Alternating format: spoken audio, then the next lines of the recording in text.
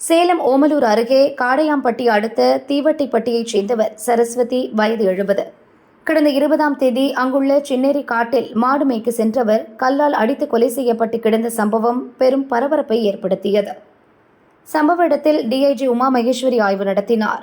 தொடர் விசாரணையில் நகைக்காக மூதாட்டி கொலை செய்யப்பட்டது தெரிந்தது.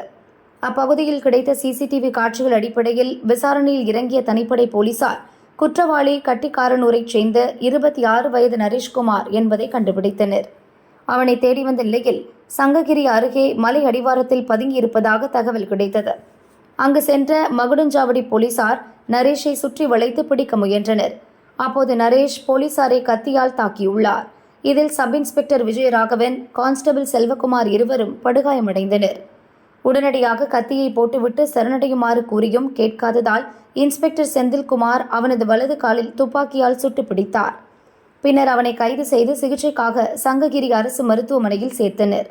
கைதான நரேஷ் ஆடு மாடு மேய்க்கும் வயதான பெண்களையும் வீட்டில் தனியாக இருக்கும் மூதாட்டிகளையும் குறிவைத்து கொடூரமாக தாக்கி கொள்ளையடிக்கும் வழக்கம் கொண்டவர் என கூறப்படுகிறது.